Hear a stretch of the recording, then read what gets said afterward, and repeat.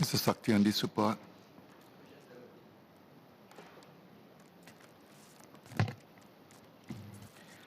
Mr. Speaker, the Port of Singapore remained open throughout the pandemic and served as a catch-up port for many ships that faced delays in other parts of the world. MPA worked closely with PSA and the unions to open additional berths and yards and deployed more port workers and equipment to handle surges in container volumes. Our port handled a record high container throughput of 37.5 million 20-foot equivalent units or TEUs in 2021. Our container port is currently operating at about 85% of its maximum handling capacity of 44 million TEUs per annum. There's enough buffer to meet short-term increases in demand from shipping lines. As more berths at Tuas Port are completed, our handling capacity will increase further and provide sufficient capacity to handle future growth in volumes. Mr. Saktiandi support.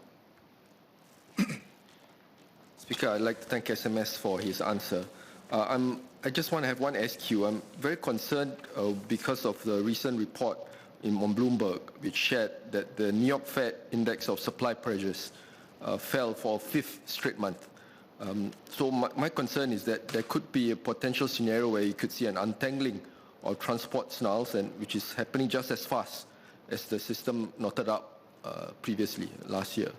So SMS, you mentioned that we have enough capacity or resources to actually potentially absorb some increase in activity.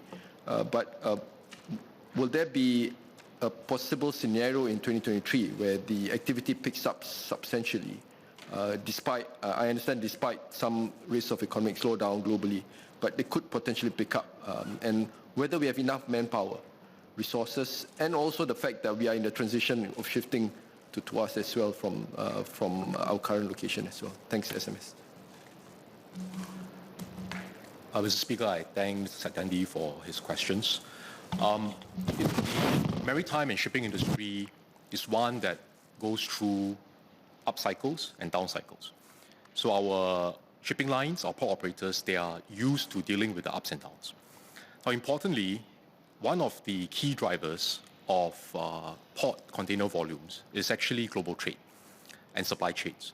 And there are some signs of certain sectors, like manufacturing, for example, actually slowing down because of what's happening in different parts of the world. So while some of the factors may point towards increases in trade volumes, there are also other factors that actually point in the opposite direction. But regardless of whether it is an up cycle or a down cycle or an increase in volume or a decrease in volume, I think what's most critical is this. We maintain very strong tripartite partnerships between the employer, the unions, and the government agencies to always look at how we can maintain our port competitiveness. And this is, of course, partly driven by our capabilities, like the skills of our workers, technology we deploy.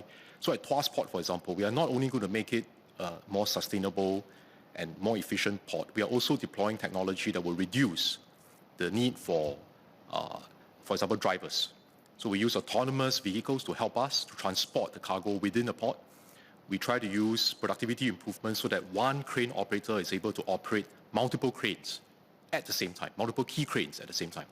So these are all different ways to amplify the impact of our workforce to improve productivity and to improve our port competitiveness. Now, the second very important factor when it comes to competitiveness for port operations is your connectivity. Because the more ships call at Singapore, the more shipping lines hub at Singapore, there's a network effect. And this is why we serve as a catch-up port during the pandemic, because people who got delayed elsewhere come to Singapore to rearrange their cargoes and use us as a catch-up port to make up for lost time.